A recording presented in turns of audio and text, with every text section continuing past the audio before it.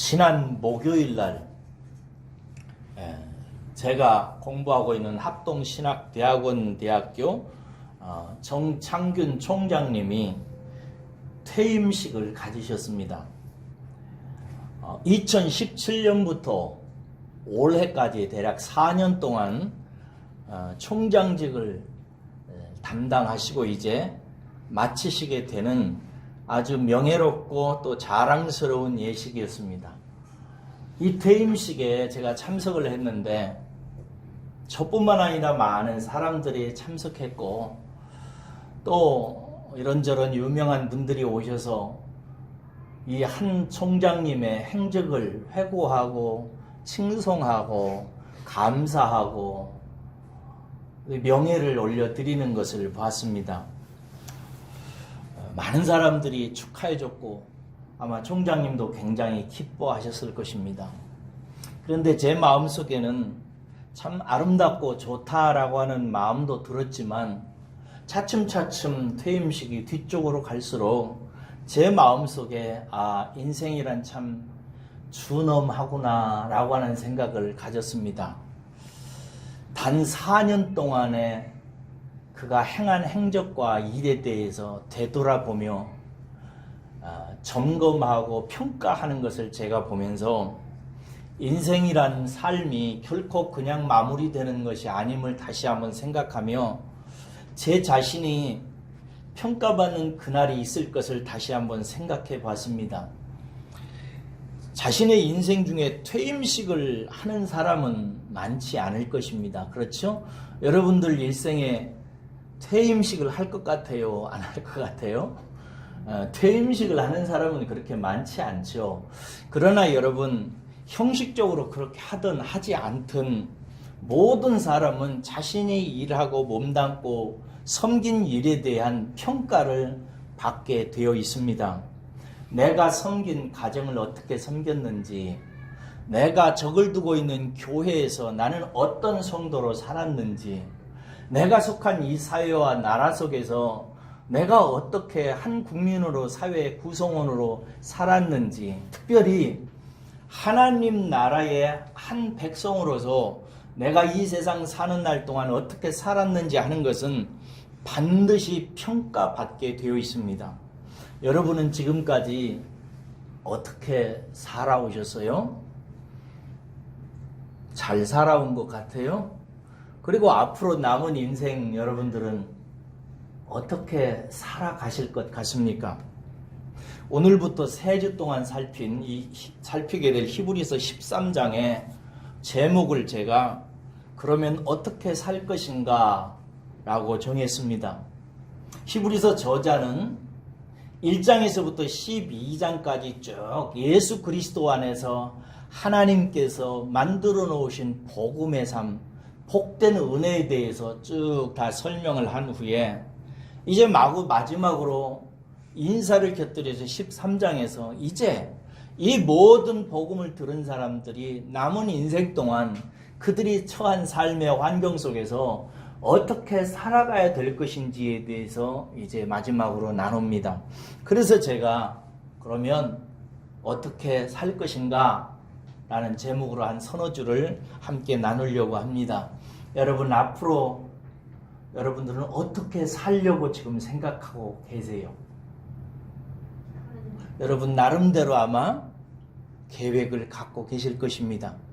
그런데 오늘 하나님이 8절까지의 과정을 통해서 우리에게 주시는 성도의 삶이 어떻게 사라져야 되는지에 대한 얘기를 한 3가지 여러분들에게 나눌 테니까 마음에 잘 담아두시기를 주의 이름으로 축원합니다. 첫째로 여러분 따라서 하겠습니다. 성도의 삶은 사랑이어야 한다. 사랑이어야 한다. 예, 1절부터 3절을 보세요. 어떻게 어떤 모습으로 하느냐를 떠나서 성도는 본질적으로 사랑이어야 한다는 이야기를 합니다. 자세히는 좀 이따 살피겠습니다만은 여러분 기독교 신앙을 한 단어로 표현하면 뭐라고 표현할 수 있을까요?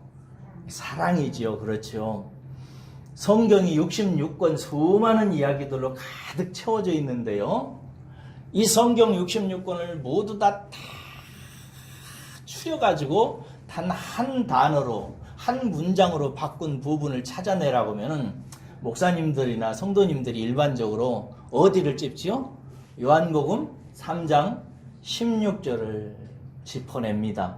요한복음 3장 16절이 무슨 내용이죠? 하나님이 세상을 이처럼 사랑하사 독생자를 주셨으니 이는 저를 믿는 자마다 멸망하지 않고 영생을 얻게 하려 하심이라 하는 말씀이죠. 하나님의 사랑을 얘기합니다. 성경 전체를 통해서 하나님이 우리에게 보여주시고 알게 하시고 체득하게 하려는 것은 내가 나 여호와가 너희를 얼마나 사랑했는지를 보라는 것입니다. 우리가 성경을 통해서 하나님이 우리를 얼마나 사랑했는지를 보게 되면 우리의 염려와 걱정과 근심은 그 자체로 아무 의미가 없다는 사실을 알게 됩니다. 한 어린아이가 집에서 태어나서 자라면서 엄마가 나를 얼마나 사랑하는지, 아버지가 나를 얼마나 좋아하는지를 알게 되면 그 아이가 무슨 염려할 게 뭐가 있겠어요? 여러분들도 성경 속에서 하나님 사랑 알고 깨달으시고 염려, 근심, 걱정 다 내쫓아버리시기를 주의 이름으로 축복합니다. 그래서 예수님은 이 사랑에 대해서 말씀하시면서 우리들의 인생도 어떻게 해야 된다고 말하고 있냐면은 너는 마음을 다하고 목숨을 다하고 뜻을 다하여 주 너희 여호와 하나님을 사랑하라 라고 말씀하셨고, 그리고 두 번째 또 말씀하시길 이와 같이 내 이웃을 내 몸과 같이 사랑하라 하셨으니 이것이 율법과 대선지자의 대강령이라고 줄여놓은 말이라고 이렇게 예수님께서 가르치셨어요. 그래서 인생의 성공은 어디에 있는가? 여러분들은 인생이 성공한 인생과 실패한 인생의 그 기준을 뭐라고 생각하세요? 세상에서는 돈 많이 벌면 성공했다고 그러잖아요. 그 사람 성공했다고. 성경은 절대 그런 시각을 갖고 있지 않습니다. 성경은 하나님을 사랑하고 그가 다른 사람을 사랑하며 살았다면 그 인생은 성공한 인생입니다. 그 사람이 부자로 살았던 가난한 자로 살았던 무슨 박사학위를 받았던 학교를 못 들어갔던 아무 상관이 없어요. 그가 진실로 하나님을 마음으로 사랑하고 삶으로 다른 사람을 사랑하고 보살피고 친절을 베풀며 살았다면 그 사람은 성공한 사람인 것입니다. 정창균 교수님 퇴임식을 하면서 은퇴 기념 강연이 있었어요. 한 1시간짜리. 그 강연 제목이 뭐였냐면 잊혀지는 자의 기억이라고 이렇게 제목을 붙였더라고요. 이제 자기는 이제 잊혀지는 사람의 길을 간다고. 그러면서 잊혀지는 자가 기억하게 되는 것들을 몇 가지 말씀하시더라고요. 그 중에 제일 서두에 무슨 말씀이냐면 제목으로 회한이라는 제목을 붙이셨더라고요. 회한, 후회하는 것, 아파하는 것, 지나온 삶을 돌아보면서 안타까운 것에 대해서 정창균 교수님이 말씀하시는데 그것은 뭐냐면 당신이 사랑에 대해서 설교는 멋들어지게 하고 사랑에 대해서 설명과 개념과 방법은 너무나 지혜롭고 완벽하게 설명을 했는데 그렇게 설교는 하기는 했는데 정작 자기 자신이 사랑하며 살았는가 라고 생각할 때 이 부분에서 너무 목이 메인다고 그러시더라고요. 그러면서 말씀하시기를 쓸데없는 생각이지만 다시 한번 하나님께서 기회를 주신다면 사랑하며 살겠다고, 정말로 사랑의 사람으로 살았으면 좋겠다고, 그리고 남은 인생 이 주제 잡고 살아가겠다고 그렇게 말씀을 하시더라고요. 여러분, 히브리서를 마감하면서 저자가 제일 먼저 성도의 삶의 핵심에 대해서 뭘 얘기하는가? 너희가 지금까지 이 모든 복음을 들었다면 이제 사랑에 주목해라 라고 하는 거예요. 1절을 보세요. 1절에 보니까 형제 사랑하라고 이렇게 얘기하는 거예요.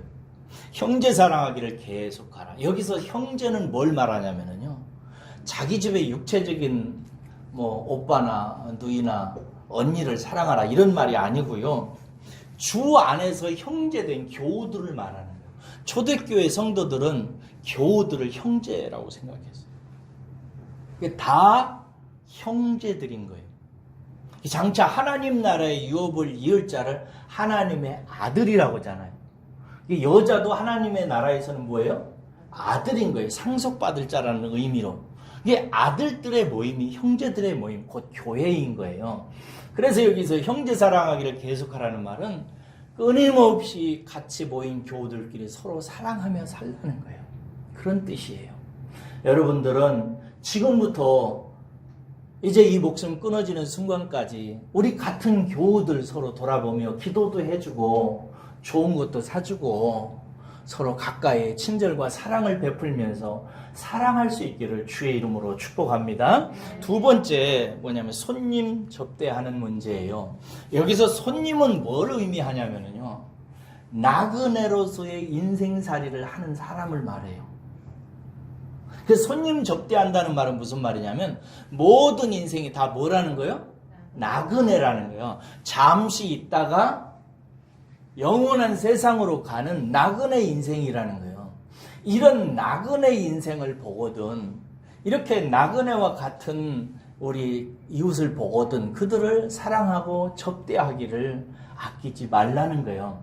이게 다른 말로 말하면 예수님의 표현에 의하면 이웃 사랑하는 말과 같은 것입니다. 아브라함이 창세기에 보면은 어느 날 문 밖에 있다가 자기 집 앞을 지나가는 나그네를 3분 발견하잖아요. 그래가지고 그 나그네를 초대해가지고 집에 와서 소를 잡아서 대접하잖아요. 그런데 그가 누구였어요? 그들이? 성부, 성자, 성령님, 삼일째 하나님이셨던 거예요. 그 나그네를 접대하고 이웃을 늘 대접하기를 좋아했던 아브라함이 자기도 모르는 사이에 누구를 대접한 거예요? 하나님께 소잡아 바친 것이 된단 말이에요.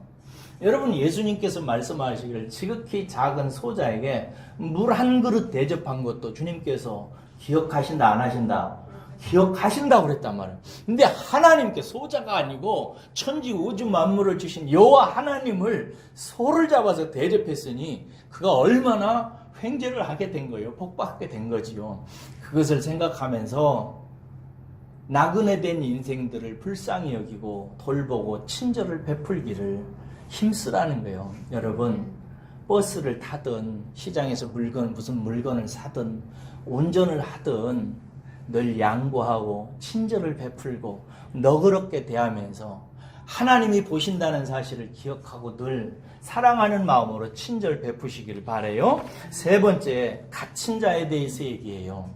갇힌 자는 이때 당시에 히브리 출신의 로마에 살고 있는 기독교인들이 고난을 받으면서 많이 감옥에 갔잖아요. 그죠? 감옥에 잡히기도 하고 갇히기도 했단 말이에요. 이런 사람들을 기억하면서 그들을 돌보라는 거예요. 다른 말로 말하면 고난 당하는 사람들에게 특별히 관심을 가지라는 거예요. 여러분에게 한번 물어볼까요? 우리 교우 중에 지금 제일 많이 고난받는 사람이 누구라고 생각이 드세요? 제일 많이 힘들게 지금 살아가는 분이 누구라고 생각이 드세요? 머리에 떠오르세요? 머리에 안 떠오르시는 분은 이분은 이제 회개해야 돼. 그마치 관심이 없는 거야. 이 사람은 이제 회개하고 마음으로 잘 찾아와야 되고, 가만히 생각해 보니까 우리 교우 중에 이분이 제일 힘들겠다 하면 오늘 당장 혹은 내일 혹은 이번 주 안에라도 전화 한 번이라도 하고 카톡이라도 한번 날리고, 또 가까운 곳에 있으면은 가벼운 과일 하나도 들고 방문하고 위로하고 격려하기를 주의 이름으로 부탁합니다. 하나님께서는 이렇게 살아가는 모습을 하나님이 보세요. 교회에서 아무리 신앙생활을 많이 했어도요, 이런 부분에서 영 맹탕인 성도가 있을 수 있어요. 성경 66권 지식은 다 알아. 그리고 교회가 어떻게 돌아가야 되는 것도 다 알아. 목사님의 설교가 좋은지 나쁜지 다 알아. 다 아는데 하나님을 사랑하는 마음과 같은 교우들을 사랑하는 마음과 이웃과 사람을 긍휼히 여기는 마음이 없어. 이런 것이 무슨 소용이 있겠어요? 제가 좋아하는 분은 아니에요. 근데 이분이 마지막 가시면서 남긴 플래카드 글씨가 늘 생각이 나요.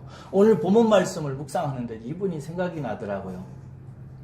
왜 천주교에서 추기경으로 지내시다 가신 분 있죠? 김수환 추기경이라는 분이 계시잖아요. 몇 년 전에 가셨잖아요. 근데 이분이 이제 돌아가시고 나서 그 성당 입구에다가 플래카드 하나를 유언으로 남겨서 달게 하셨더라고요. 이게 뭐라고 쓰여져 있는지 아세요? 한번 제가 말씀드린 적이 있는데 뭐라면 여러분 사랑하며 살다 만납시다 이렇게 써놨더라고요. 그분이 가시면서 남은 교우들에게 여러분 사랑하며 살다가 다시 만납시다 이렇게 썼어요. 정말 좋은 유언인 것 같아서요. 사랑하며 사는 것 말이죠. 여기서 주목할 것은 오늘 본문 말씀에서 사랑의 범위에 육체적인 가족을 넣지 않은 것을 여러분 역설적으로 한번 생각해 보세요. 남편을 사랑하고 자식을 사랑하고 아내를 사랑해라 이 말 당연히 넣을만 하잖아요. 근데 이런 말을 안 넣죠. 그렇죠? 이게 무슨 뜻이겠어요? 우리의 사랑이 이방인들, 예수 안 믿는 사람들의 사랑과 근본적으로 좀 달라야 된다는 역설적인 의미라고 저는 생각이 들어요. 자기 남편, 자기 아내, 자식, 부모 사랑하는 건 이방인들도 다 하는 거예요. 그죠? 근데 그걸 새삼스럽게 넣지도 않은 거예요. 여러분, 제가 언젠가 공원에서 다른 교회에 있을 때 있어요. 다른 곳에서 목회할 때인데 그곳에서 이렇게 아래쪽에 공원이 있었어요. 공원이 있어서 그 작은 공원을 이렇게 창문에서 내려다보고 있는데 한 엄마가 자기의 자식을 데리고 와서는 손잡고 와서 공원에 딱 앉더니 엄마 가방에서 뭐 이렇게 꺼내가지고 초콜릿인가 과자인가 뭘 꺼내가지고 까서 입에다 이렇게 넣어주면서 등을 막 쓰다듬어주면서 머리도 쓰다듬으면서 막 먹을 것을 먹여주는 거예요. 제가 그것을 보면서 야, 참 아름답다. 세상에 제일 아름다운 것 중에 하나가 저렇게 자식을 이뻐하고 사랑하는 엄마의 모습이지 라고 생각하면서 하나님께 그랬어요. 하나님 너무 이쁩니다. 그랬어요. 근데 이때 놀이터에서 놀고 있는 어떤 아이가 하나가 그 옆에 오더니 다른 엄마가 자기 아이에게 초콜릿이랑 과자를 까주는 것을 보면서 먹고 싶어가지고 옆에서 이렇게 앉아서 쳐다보고 있는 거예요. 제가 어떻게 하나 한번 봤거든요. 그 엄마가 자기 자식에게만 주고 그 옆에 있는 꼬마를 안 주는 거예요. 그래서 그때 제가 만든 워딩이 있어요. 하나님 앞에서. 말에 문구가 하나 있어요. 사랑만큼 가장 아름답고 사랑만큼 가장 추한 것도 없다.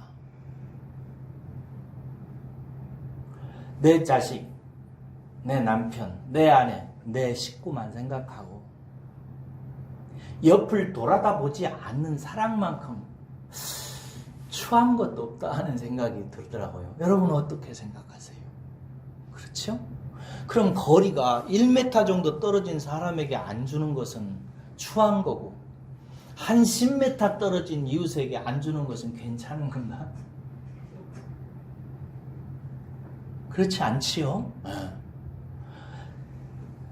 하나님께서 우리들을 구원하셔서 복음을 주시고 은혜를 주시고 우리에게 부탁하는 게 있어요. 서로 사랑하며 살라는 거예요. 사랑하는 여러분, 우리들은 한 교회 가족입니다. 우리 서로의 사정을 살피고 기도해주고 돌보면서 살아가는 사랑의 공동체가 되십시다. 그리고 할 수만 있으면 주위도 둘러보고 인자한 마음으로 살펴보며 인생을 살아가는 그런 분들 되세요.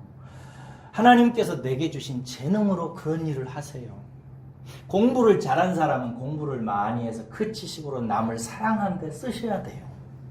그리고 좋은 재능을 미주처럼 미술을 잘 그린다든지 자은이처럼 노래를 잘한다든지 이런 애들은 그 미술 그리는 실력과 그 재능을 가지고 다른 사람을 돌보고 유익한 데 사용하는 그런 일들을 하세요. 그리고 또 돈을 좀 벌 줄 아는 분들은, 내게 좀 돈이 있다 하는 사람은 그 돈을 가지고 남을 좀 살피고 도와주는 일들을 좀 하세요. 김치 잘 담는데 재주가 있으시면 김치 담아가지고 자기 가족들만 냠냠 다 잡수시지 마시고 교회로도 좀 가져오고. 할렐루야. 네. 시즌이 바뀌어져가 계절 따라서 과일이 좀 좋은 거 나오면 집에서 둘이 셋이 가족들만 먹지 말고 좀 우리 권사님들, 우리 목사님도 좀 잡수시라고 가져오고. 할렐루야. 제가 그거 먹고 싶어서 그런 거 아니에요. 저 먹을 거 천지예요. 그러나 저는 여러분들이 가져오면 기뻐요. 왜냐하면 하나님이 여러분들을 기뻐하시기 때문에 그런 거예요. 그러시기를 주의 이름으로 축원합니다. 그렇게 사십시다. 두 번째로 성도의 삶은 어때야 되냐면, 따라서 하겠습니다. 거룩이어야 한다. 거룩한 삶이어야 한다. 여러분, 여기서 거룩이라는 말을 제가 쓰는데, 거룩이라는 말은 다르다는 뜻이에요. 구별된다는 뜻이에요. 여러분들이 자식을 키운 분들은 자식이 많은 아이들 틈에 있는 것을 보실 거예요. 그죠? 봤을 거예요. 그리고 뭐 학교에 가서 이제 아이들이 그 운동회 같은 걸 할 때 보면 자기 자식이 많은 아이들 틈에 딱 있을 거예요. 그때 여러분들은 어떻게 해서든지 그 자식을 찾아낼 거예요. 저도 그랬거든요. 수백 명 모인 데서 우리 예수도 어딨나, 자원이 어딨나, 주나 어딨나 이렇게 찾아요. 그리고서 딱 찾고 나서는 내 아들을 향한 내 시선이 고정돼요. 왜? 다른 아이들하고 내 아들은 뭐하니까? 다르니까. 그걸 거룩이라고 그래요. 하나님은 우리들을 그렇게 거룩하게 구별하세요. 여러분들이 세상에서 어디에서 다른 사람과 어떻게 섞여서 무슨 일을 하든지 간에 하나님의 시선은 여러분들에게 딱 고정되어 있어요. 그래서 우리는 거룩한 하나님의 시선에 의해서 거룩하게 구별된 사람들이에요. 이렇게 거룩하게 구별된 사람들은 하나님이 거룩한 삶을 살 때, 다른 세상 사람들과 다른 모습을 보일 때 하나님이 너무 기쁜 거예요. 아마 여러분들도 학교에서 자녀들 공부하는 거 한번 보려고 찾아갔다가 다른 아이들이 저요 하는 거 암만 해도 별로 관심 기울이지 않다가 내 자식이 저요 한번 하면 아이고 우리 자식이 이제 뭐 하는구나 라고 확실히 볼 거예요. 여러분, 내 자식이 조금 특출나면, 내 자식이 조금만 이쁜 짓 하면 그게 그렇게 거룩한 거예요. 하나님께서 보실 때도 그래요.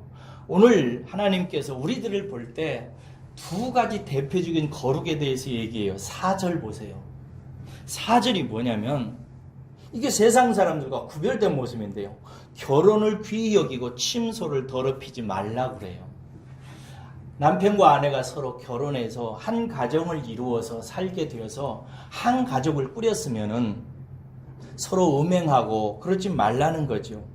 성경은 여러분, 간음을 혹은 음행을 대단히 경계합니다. 왜 그러냐면, 여기 본문 말씀에 보면 결혼을 귀히 여기라고 그랬는데, 결혼을 귀히 여기기 때문에 그렇습니다. 여러분, 하나님이 세우신 두 기관이 있어요. 뭐가 뭔지 아세요? 하나는 가정이고, 그렇죠? 아담과 하와를 지으셔가지고 가정을 만드시잖아요. 가정이고, 두 번째는 예수 그리스도를 통해서 만드신 교회예요. 그런데 이 가정과 교회는 서로 영적으로 긴밀하게 연결되어져 있는 원리가 있어요. 가정은 땅에서의 원리를 말하고 교회는 하늘에서의 원리를 말해요. 가정은 땅의 것을 통해서 하늘의 교회를 설명하고 보여줘요. 어떻게 해요? 가정은 어떻게 만들어져요? 한 남자와 한 여자가 연합함으로 말미암아 만들어지는 것이 가정이죠. 그렇죠? 교회는 뭐예요? 영원한 한 남자인 예수 그리스도와 영원한 한 공동체의 여자인 교회가 연합하는 거예요. 그래서 이 두 가지는 사실은 같은 세계인 거예요. 그래서 하나님은 땅에서 남자와 여자가 결혼하는 것을 기뻐하세요. 기뻐하시고 그렇게 결혼해서 사는 모습을 하나님께서는 이뻐하십니다. 그리고 한번 그렇게 맺어진 결혼을 통해서 가정이 잘 유지되는 것을 하나님이 기뻐하세요. 왜냐하면 그것이 영원한 한 남자인 당신의 아들 예수 그리스도와 교회의 연합을 보여주는 모습이기 때문에 그런 거예요. 그래서 하나님께서는 가정이 깨어지는 것을 몹시 싫어하십니다. 그리고 가정을 깨뜨리는 가장 주요한 요인이 뭐예요? 음행하는 거지요. 그래서 음행을 경계하는 거예요. 가정을 지키기 위해서. 여러분, 말세가 될수록 세상은 가정을 깨려고 합니다. 요즘에 차별금지법이나 이런 것들이 가만히 보면 다 가정을 붕괴시키려고 하는 이 생각, 마귀의 생각에 의해서 제정되려고 하는 법들이어서 제가 경계를 하는 거예요. 요즘에 젊은이들 보면 살기 힘들다고 결혼 안 하려고 하고 혼자 살고 하고 그저 다른 남자와 그냥 만나서 즐기기만 하고 결혼은 안 하려고 하는 이런 세대가 막 있어요. 그 마음 충분히 이해하죠. 왜냐하면 가정불에서 집 사고 애들 키우고 하려면 돈이 많이 들어가니까 그 사정은 이해해요. 그러나 우리 사회와 이 세상이 지금 그렇게 흘러가고 있다는 것은 말세의 증상이라는 사실을 기억하셔야 돼요. 여러분들은 여러분들의 가정을 꼭 잘 지키시기를 주의 이름으로 축원합니다. 그 모습을 하나님께서 보실 때 어떻게 본다고요? 이쁘게 보신다. 거룩하게 보신다는 거예요. 두 번째 경제 문제인데 5절 보세요. 돈을 사랑하지 말고 자족하라고 얘기하죠? 우리 5절은 돈 문제니까 우리 한번 심각하게 생각하면서 읽어보겠습니다. 5절입니다. 시작. 돈을 사랑하지 말고 있는 바를 족한 줄로 알라. 그가 친히 말씀하시기를 내가 결코 너희를 버리지 아니하고 너희를 떠나지 아니하리라 하셨느니라. 여러분, 세상은 돈, 즉 경제를 인생의 거의 전부라고 생각합니다. 그렇죠? 돈이 전부라고 생각해요. 그러나 성도는 예수, 즉 하나님이 전부라고 생각하는 사람이어야 합니다. 믿습니까? 그래서 세상은 자기 인생 대부분을 돈 버는데 몰입을 해요. 그런데 하나님의 사람들은 자기 인생의 대부분을 하나님을 알고 하나님을 체험하고 하나님을 깨닫는 데 몰입을 합니다. 이게 세상 사람들과 다른 교회 성도들의 거룩이에요. 우리가 거룩한 삶을 산다는 것은 세상 사람들이 세속의 욕망을 채우기 위해서 물질을 갖기 위해서 몸부림치는 삶과 근본적으로 좀 다르게 우리의 모든 것 되시는 예수 그리스도 안에서 나타난 하나님을 알고 깨닫고 체험하고 영광 돌리는데 관심을 두고 거기에 몰입하는 삶을 우리는 거룩한 삶이다라고 성경은 얘기하는 거예요. 여러분, 성도가 반드시 열매를 맺게 하세요. 하나님은. 예수님을 믿은 사람은 반드시 열매를 맺습니다. 그런데 열매를 맺게 하는 원리가 뭐냐면요, 돈 문제, 경제적인 문제에 몰입하지 않고 하나님의 말씀과 하나님을 체험하는 데 몰입하게 될 때 열매가 맺히게 되어 있어요. 어디에 나오냐면 마태복음 13장에 나와요. 씨 뿌리는 비유에. 거기에 보면 세 번째 가시떨기밭을 설명하는 부분을 읽어보셨을 거예요. 어떤 씨가 가시밭에 떨어짐에 가시가 그 기운을 막아 자라지 못하거나 열매를 맺지 못했다고 하는 거예요. 그러면서 그 부분에 대해서 예수님께서 보충해서 설명해 주시기를 그것은 곧 재리에 대한 염려와 걱정 때문이라고. 그러니까 성도가 맨날 돈 걱정하고 먹고 살 거 생각하고 이번 달은 어떻게 살아? 다음 달은 어떻게 생각? 우리 자식들은 뭘 먹고 사나? 이것을 생각하게 되면 마치 새싹이 자라나서 줄기가 올라오는데 밑에 가시떨기 나무가 짓누르고 있는 것과 같아요. 이 사람은 이 식물은 절대 열매를 맺을 수 없음과 같이 이렇게 돈 문제에 대해서 가시에 찔리듯 온 머리가 그렇게 압박당하는 성도는 절대로 열매를 못 맺어요. 이 사람은. 이게 원리예요.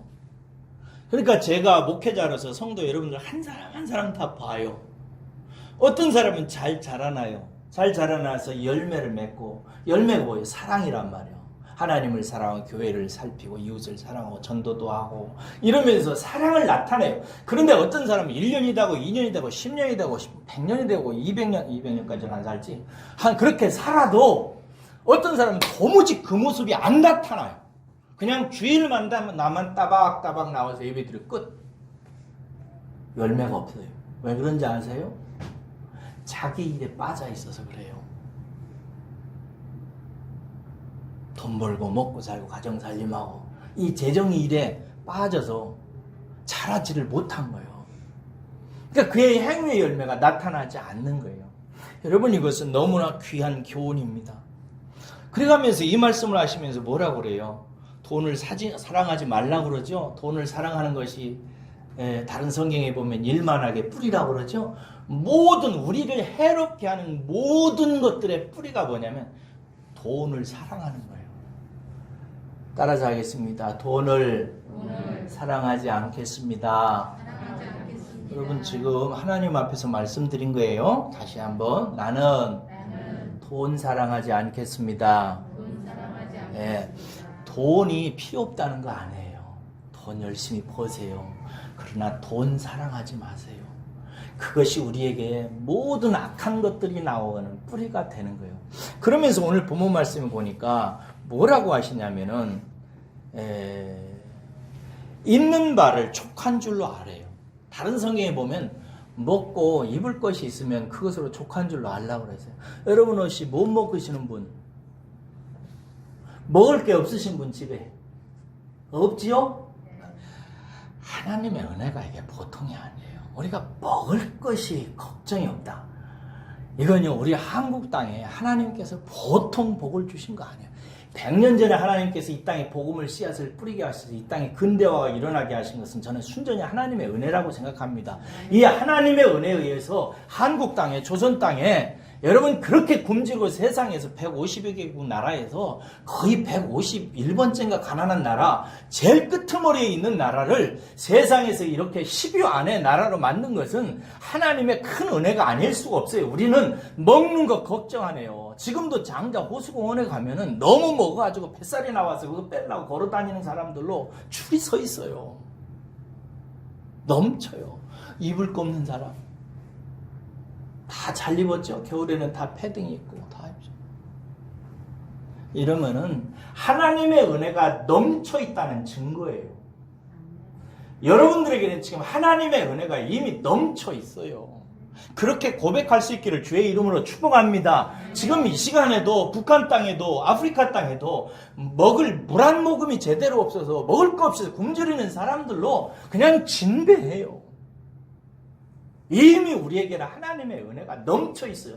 그러니까 자족한 줄 알라고.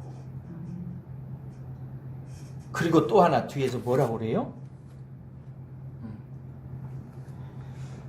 그러면서 말하길 친히 말씀하시기를 내가 결코 너희를 버리지 아니하고 너희를 떠나지 아니하리라 하셨느냐. 하나님께서 절대 여러분들 먹고 사는 문제, 입는 문제로 인해서 죽거나 헐벗지 않도록 하나님께서 지켜주시겠다고, 내가 돌봐주겠다고, 너희들 떠나지 않겠다고 이미 성경에 기록되어져 있다 이거요. 믿으시기를 축원합니다. 이렇게 살면 되는 거죠. 이런 믿음을 가지고 그렇습니다. 강원도에 제가 존경하는 가톨릭, 정확하게 말하면 성결교 쪽인데요. 가톨릭 계통의 대천덕이라거나 한국 이름을 갖고 있는 신부님이 미국 분인데 한국에 와가지고 태백 그 산골 골짜기 속에다가 집을 짓고 사시다가 나중에는 그 집이 번창하고 집이 좋아지고 하나님이 자꾸 새로운 집을 짓게 하셔서 나중에는 예수원이라고 하는, 예수님의 집이라는 뜻이죠. 예수님의 집을 지어가지고 거기에다가 청년들을 매년 1년에 4-5번씩 이렇게 불러가지고 말씀과 영적인 훈련을 시키면서 지내다가 소천하신 대천덕 신부님이 계세요. 이분이 여러분 미국에서 박사학위도 갖고 있었고요. 아버지는 훌륭한 신학자요, 부자였습니다. 집안도 탄탄하고. 근데 이 대천덕이라는 젊은이가 어느 날 말씀을 읽다가 광야에서도 만나와 메추라기를 내려가지고 입히시는 하나님의 기사를 읽으면서 이렇게 결심해요. 나는 일생토록 하나님이 어떻게 자기 백성을 광야와 같은 인생 속에서 먹이시고 입히시는 것을 내가 직접 체험하고 세상에 보이겠다 라고 결심을 해요. 그래가지고 돈 한 푼 갖지 않고 한국에 와가지고 태백이 있는 산속, 그 시대는 그때예요. 옛날 뭐 4, 50년 전인데 그 시대는 정말 호랑이도 있고 곰도 있고 그랬대요. 태백 한 산골 구석으로 들어가요. 이 젊은이가 혼자. 거기서 살아요. 그래서 정말 하나님이 나를 광야에서 이스라엘 백성을 만나와 메추라기로 먹이시는지 안 먹이시는지 내가 직접 경험할 것이고 세상에 증거할 것이다. 거기서 그 사람이 살아서 나중에는 예수원이라는 큰 훈련센터를 만들어가지고요. 젊은이들을 거기에 초대해가지고 하나님이 먹이신다고. 여러분들이 젊은 시절에 하나님을 의지하고 하나님을 붙들고 살면 반드시 하나님이 여러분들의 인생을 채워주신다고. 그 증거가 바로 나라고. 나를 보라. 그렇게 보여주셨어요. 여러분, 제일 째째한 사람 중에 하나가 돈 문제 가지고 걱정하는 거예요. 그러므로 주의 이름으로 간절히 여러분한테 축원합니다. 먹고 사는 문제 가지고 염려하고 몸달지 마시기를 주의 이름으로 축복합니다. 그럴 마음이 있으면 하나님께 한 번 더 기도하고 하나님께 의지하고 하나님이 시키시는 일 열심히 하셔서 하나님이 먹여주신 그 은혜로 받아 먹고 사시는 여러분들 되시기를 주의 이름으로 축원합니다. 마지막으로 하나만 더 해요. 이렇게 세상 욕망으로부터 자기를 지키고 그러면서 주목하고 힘써야 될 게 뭔가? 세 번째, 따라서 하겠습니다. 한결같은 믿음으로 사는 것. 하나님의 성도들의 거룩한 삶은 한결같이 믿음으로 살아가는 모습으로 하나님께 나타나는 거예요. 여러분이 지금부터 돌아가실 때까지 이제는 내가 믿음으로 살리라. 내 아들과 딸들 앞에서 믿음으로 사는 모습을 보여주리라. 내가 하나님 앞에서 믿음으로 사는 사람의 모습을 보이리라 생각하시고 살아가시기를 바랍니다. 우리 그런 마음으로 7절, 8절 읽어봐요. 읽겠습니다. 시작. 하나님의 말씀을 너희에게 일러주고 너희를 인도하는 자들을 생각하며 그들의 행실의 결말을 주의하여 보고 그들의 믿음을 본받으라. 예수 그리스도는 어제나 오늘이나 영원토록 동일하시니라. 아멘. 제가 지난주일 이 말씀을 묵상하면서요, 이 7절이 되게 두려웠어요. 7절과 8절에서 하고 싶은 말은 뭐냐면 한결같이 믿음으로 사는 삶에 주목하라는 것인데, 여기에서 그 대표적인 본받아야 될 사람 둘을 얘기해요. 하나는 사람이고 하나는 예수님이죠. 그렇죠? 예수님은 별 부담이 없어요. 예수님은 처음과 나중이시고 처음과 끝까지 한결같이 믿음으로 사신 분으로 지금 소개를 하고 있어요. 그래서 제가 여러분들도 믿음의 주여 온전케 하시는 그리스도 예수를 바라보라라고 하는 히브리서 저자의 말처럼 여러분들에게 예수님 바라보고 사시기를 주의 이름으로 축복합니다. 열심히 주님을 바라봐야 돼요. 그런데 7절에서 뭐라고 되어 있냐면, 뭐라고 되어 있어요? 하나님의 말씀을 너희에게 일러주고 너희를 인도하는 자들을 생각하래요. 그들의 행실의 결말을 주위에서 보래요. 그리고 그들에게서 본받을 수 있는 믿음을 본받으래요. 여러분들은 누구를 보라는 거예요? 일단 저를 보라는 거죠. 그러니 저는 얼마나 두렵겠습니까? 저 이 말을 할까 말까 하다가 기도하다가 지금 하는 거예요. 여러분들은 이 말씀이 그러니까 제가 말씀드리겠습니다. 저를 잘 보세요. 그리고 이 두 가지를 기억하세요. 하나는 제 평생의 교만의 결말을 보세요. 이정우라고 하는 사람은 교만한 사람이었고 지금도 교만합니다.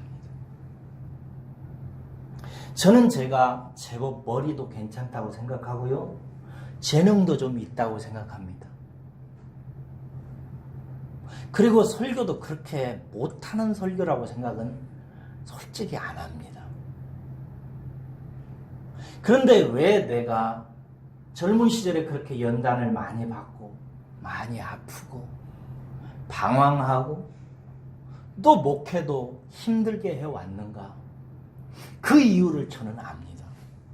제가 교만한 사람이기 때문에 그렇습니다.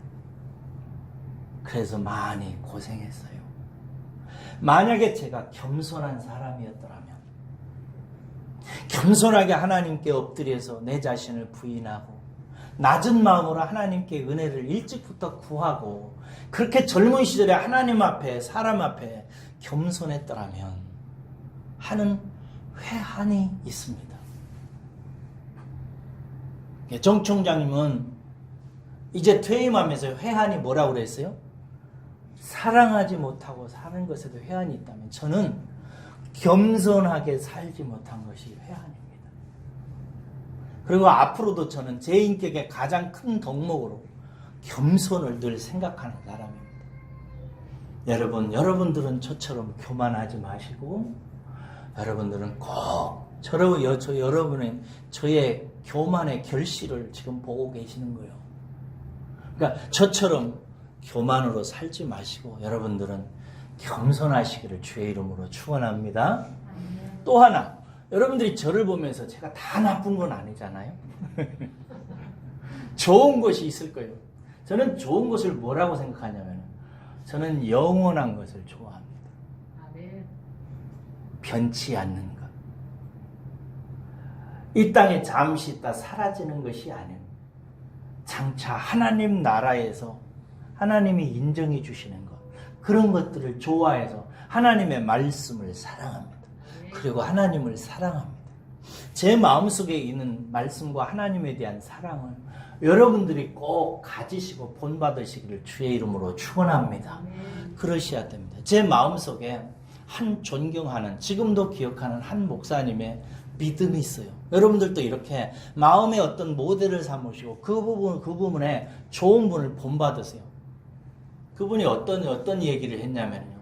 지금은 아주 하나님께 크게 놀랍게 쓰임받는 큰 분이세요. 그런데 이분이 집사님으로 살다가 어느 날 이제 제자 훈련을 받게 됐어요. 일반 성도님으로 교회 신앙생활 하다가 교회에서 하는 제자 훈련을 받게 됐어요. 그런데 이때 이 집사님이 결혼을 해가지고 아기가 갓난 아기였을 때였어요. 근데 이 두 부부가 교회에서 행하는 제자 훈련을 받기로 한 거예요. 근데 제자 훈련을 저녁에 하기 때문에 두 부부가 함께 받아야 되는데 혼자는 밖에 못 시켰대요. 함께 오라고 그랬대요. 근데 평소에는 어머님이나 친척들이 와서 애들을 좀 봐달라고, 내가 교회에 가서 제자 훈련 받겠다고 해가지고 어머님도 오시고 아버님도 오시고 이렇게 해서 그때마다 이제 아이를 부모님께 부탁하고 제자 훈련을 받으러 교회에 가는 거예요. 여러분 이것만 해도 얼마나 훌륭해요. 그렇죠? 저는 여러분이 이 정도만 돼도 저는 한이 없겠어요. 얼마나 훌륭해요. 근데 어느 날 아버님도 못 오고 어머님도 못 오게 된 거예요. 보통 일반 성도님 같으면은 그냥 오늘 하루 결석하지 이럴 거 아니에요? 근데 이분들이 어떻게 했냐면 봉고차에다가 아이를 태우고 교회 앞까지 갑니다. 그리고 교회 주차장에다가 봉고차를 세워놓은 후에 큰 바구니에다가 이 아이를 거기다 넣어요. 그리고 나서 한 3시간 들어가서 훈련을 받는데 그 나올 때까지 이 아이가 어떻게 될지 걱정이 되니까 이 아이를 요람에다 바구니에다 넣어놓고 기도하는 거예요. 둘이가 손잡고. 하나님 아버지, 하나님의 말씀을 배우러 들어가는데 우리 아가가 나올 때까지 깨지 않았으면 좋겠습니다. 깨더라도 바구니 안에 있었으면 좋겠습니다. 라고 생각하고 이 두 부부가, 신혼부부가 손을 잡고 기도해요. 그리고 나서 들어가서 3시간 동안 교육을 받고 나왔는데 애가 깼을까요? 안 깼을까요? 안 깨있더래요. 그냥 자더래요. 여러분 깨든 안 깨든 그게 중요한 게 아니고 하나님이 여러분 이 두 부부를 볼 때 나는 그게 가슴이 막 저리는 거예요. 두 가지가 저리는데 하나는 그 사랑하는 피부치 아이를 거기다 놓고 들어가면서 손잡고 기도하는 이 두 부부의 마음이 가슴에 아리더라고. 막 눈물이 나더라고. 그 소리 듣는데 얼마나 이들이 간절했을까. 그리고 또 하나, 이런 부부를 바라보시는 하나님의 웃는 모습, 하나님이 기뻐하시는 모습을 얼마나 기뻐하실까. 그래서 만약에 나중에 이 목사님이 그래서 크게 쓰임을 받았다면 그날 하나님께서 복을 내려주시지 않으셨을까. 그날 하나님의 성령이 두 팔 벌리고 그 요람에 누워있는 아이를 감싸고 축복하며 이 아이를 더 돌보겠나로 하나님께서 다짐하지 않았을까. 그 아들이 나중에 커서 어떻게 되냐면 중국의 선교사로 놀랍게 쓰임받습니다. 여러분. 하나님을 믿는 사람, 하나님을 의지하는 사람을 하나님께서 그렇게 돌보시는 거예요. 사랑하는 여러분, 이렇게 성도는 하나님 앞에 거룩한 삶으로 나가야 돼요. 늘 사랑하시기를 축복합니다. 그리고 또 음란과 또 뭐라고 그랬어요? 두 번째가 말하고도 잊어버리네. 돈 문제에 대해서 너무 염려하지 마시고 거룩하게 구별하시고, 세 번째 믿음의 사람과 가까이 하고 예수님을 늘 본받아 일평생 믿음으로 살아가는 그런 분들 되시기를 주의 이름으로 축복합니다. 기도하겠습니다.